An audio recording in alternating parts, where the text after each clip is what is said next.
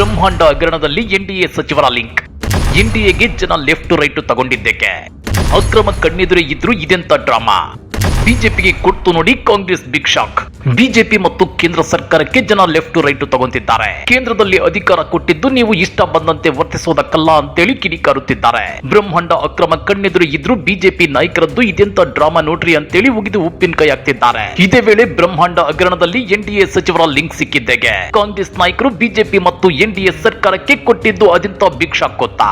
ಅದನ್ನ ಡೀಟೇಲ್ ಆಗಿ ತೋರಿಸ್ತೀವಿ. ಆದ್ರೆ ಅದಕ್ಕಿಂತ ಮೊದಲು ಹಲೋ ಕನ್ನಡ ಯೂಟ್ಯೂಬ್ ಚಾನಲ್ ಅನ್ನು ಸಬ್ಸ್ಕ್ರೈಬ್ ಮಾಡ್ಕೊಳ್ಳಿ. ಹಾಗೇನೇ ಪಕ್ಕದಲ್ಲಿರೋ ಬೆಲ್ ಬಟನ್ ಅನ್ನು ಪ್ರೆಸ್ ಮಾಡಿ. ರಾಜ್ಯ ಬಿಜೆಪಿ ನಾಯಕರು ₹3 ಪೆಟ್ರೋಲ್ ಬೆಲೆ ಏರಿಕೆ ಬಗ್ಗೆ ಪ್ರತಿಭಟನೆ ನಡೆಸುತ್ತಿದ್ದಾರೆ. ಆದ್ರೆ ಕಾಂಗ್ರೆಸ್ ಮಾತ್ರ ಎನ್ಡಿಎ ಮತ್ತು ಬಿಜೆಪಿ ಬುಡಕ್ಕೆ ಕೈ ಹಾಕಿದೆ. ನಾಳೆ ದೇಶಾದ್ಯಂತ ಉಗ್ರ ಪ್ರತಿಭಟನೆಗೆ ಮುಂದಾಗಿದೆ. ಆ ಮೂಲಕ ಬಿಜೆಪಿ ಮತ್ತು ಎನ್ಡಿಎ ಸರ್ಕಾರಕ್ಕೆ ಮೈಚಳಿ ಬಿಡಿಸುವುದಕ್ಕೆ ಪ್ಲಾನ್ ಮಾಡಿದೆ. ಹಾಗಾದ್ರೆ ಕೈಗೆ ಸಿಕ್ಕಿರುವ ಬ್ರಹ್ಮಾಸ್ತ್ರ ಯಾವುದು ಗೊತ್ತಾ? ಅದು ಬೇರೆ ಯಾವುದು ಅಲ್ಲ, ಯುಜಿಸಿ ಎನ್ಇಟಿ ಪರೀಕ್ಷೆ ಅಕ್ರಮ.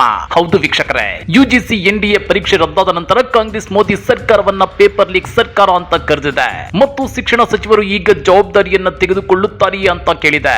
ಎಐಸಿಸಿ ಅಧ್ಯಕ್ಷ ಮಲ್ಲಿಕಾರ್ಜುನ್ ಖರ್ಗೆ ಅವರು ವೈದ್ಯಕೀಯ ಪ್ರವೇಶ ಪರೀಕ್ಷೆ ನೀಟ್ ನಲ್ಲಿನ ಅಕ್ರಮಗಳ ಬಗ್ಗೆ ಸರ್ಕಾರದ ವಿರುದ್ಧ ವಾಗ್ದಾಳಿ ನಡೆಸಿದ್ದು, ಪ್ರಧಾನಿ ನರೇಂದ್ರ ಮೋದಿ ಅವರು ನೀಟ್ ಪರೀಕ್ಷೆಯನ್ನ ಯಾವಾಗ ನಡೆಸುತ್ತಾರೆ ಅಂತ ಕೇಳಿದ್ದಾರೆ. ಶಿಕ್ಷಣ ಸಚಿವಾಲಯ ಯುಜಿಸಿ ನೆಟ್ ಪರೀಕ್ಷೆ ರದ್ದುಗೊಳಿಸಿ ಆದೇಶಿಸಿದ ನಂತರ ಕಾಂಗ್ರೆಸ್ ನಾಯಕಿ ಪ್ರಿಯಾಂಕಾ ವಾದ್ರಾ ಅವರು ಸರ್ಕಾರದ ವಿರುದ್ಧ ವಾಗ್ದಾಳಿ ನಡೆಸಿದ್ದಾರೆ. ಅಲ್ಲದೆ ಹೊಣೆಗಾರಿಕೆ ಪ್ರಶ್ನಿಸಿದ್ದಾರೆ. ಈ ಕುರಿತು ಸಾಮಾಜಿಕ ಜಾಲತಾಣ ಎಕ್ಸ್ ನಲ್ಲಿ ಪೋಸ್ಟ್ ಮಾಡಿರೋ ಖರ್ಗೆ, ನರೇಂದ್ರ ಮೋದಿ ಅವರೇ, ನೀವು ಪರೀಕ್ಷೆಗಳ ಬಗ್ಗೆ ಸಾಕಷ್ಟು ಚರ್ಚಿಸುತ್ತೀರಿ, ಆದ್ರೆ ನೀವು ಯಾವಾಗ ನೀಟ್ ಪರೀಕ್ಷಾ ಪೇ ಚರ್ಚಾ ನಡೆಸುತ್ತೀರಿ? ಯುಜಿಸಿ ನೆಟ್ ಪರೀಕ್ಷೆಯನ್ನು ರದ್ದುಗೊಳಿಸುವುದು ಲಕ್ಷಾಂತರ ವಿದ್ಯಾರ್ಥಿಗಳ ಗೆಲುವಾಗಿದೆ ಎಂದಿದ್ದಾರೆ. ಜೊತೆಗೆ ಇದು ಮೋದಿ ಸರ್ಕಾರದ ದುರಹಂಕಾರದ ಸೋಲು. ಇದರಿಂದಾಗಿ ಅವರು ನಮ್ಮ ಯುವ ಜನತೆಯ ಭವಿಷ್ಯವನ್ನ ತುಳಿಯುವ ಹೇಯ ಪ್ರಯತ್ನವನ್ನ ಮಾಡಿದ್ದಾರೆ. ನೀಟ್ ಪರೀಕ್ಷೆಯಲ್ಲಿ ಯಾವುದೇ ಪೇಪರ್ ಸೋರಿಕೆಯಾಗಿಲ್ಲ ಅಂತೇಳಿ ಕೇಂದ್ರ ಶಿಕ್ಷಣ ಸಚಿವರು ಮೊದಲು ಹೇಳುತ್ತಾರೆ. ಆದ್ರೆ ಬಿಹಾರ, ಗುಜರಾತ್ ಮತ್ತು ಹರಿಯಾಣದಲ್ಲಿ ಶಿಕ್ಷಣ ಮಾಫಿಯಾದವರನ್ನ ಬಂಧಿಸಿದಾಗ ಏನೋ ಹಗರಣ ನಡೆದಿದೆ ಅಂತೇಳಿ ಸಚಿವರು ಒಪ್ಪಿಕೊಳ್ತಾರೆ. ನೀಟ್ ಪರೀಕ್ಷೆಯನ್ನ ಯಾವಾಗ ರದ್ದುಗೊಳಿಸಲಾಗುತ್ತೆ ಅಂತ ಕೇಳಿದ್ದು, ನೀಟ್ ಪರೀಕ್ಷೆಯಲ್ಲೂ ಪೇಪರ್ ಸೋರಿಕೆ ಮತ್ತು ಸರ್ಕಾರದ ಗೊಂದಲ ತಡೆಯುವ ಜವಾಬ್ದಾರಿಯನ್ನ ಮೋದಿ ಅವರು ತೆಗೆದುಕೊಳ್ಳಲಿ ಎಂದಿದ್ದಾರೆ.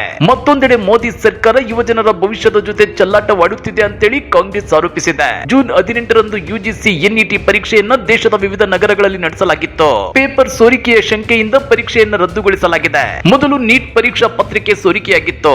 ಈಗ ಯುಜಿಸಿ ಎನ್ಇಟಿ ಪತ್ರಿಕೆ ಸೋರಿಕೆಯಾಗಿದ್ದು, ಮೋದಿ ಸರ್ಕಾರವು ಪೇಪರ್ ಲೀಕ್ ಸರ್ಕಾರ ಅಂತೇಳಿ ಕಾಂಗ್ರೆಸ್ ವಾಗ್ದಾಳಿ ನಡೆಸಿದೆ. ನೀಟ್ ಸ್ಕ್ಯಾಮ್ ನಲ್ಲಿ ಬಿಹಾರ ಸಚಿವ ಭಾಗಿ. ಬಿಹಾರದಲ್ಲಿ ನಡೆದಿದೆ ಎನ್ನಲಾದ ನೀಟ್ ಪ್ರಶ್ನೆ ಪತ್ರಿಕೆ ಸೋರಿಕೆ ಹಗರಣದಲ್ಲಿ ರಾಜ್ಯ ಸಚಿವರೊಬ್ಬರ ಕೈವಾಡ ಇರೋದು ಬೆಳಕಿಗೆ ಬಂದಿದೆ.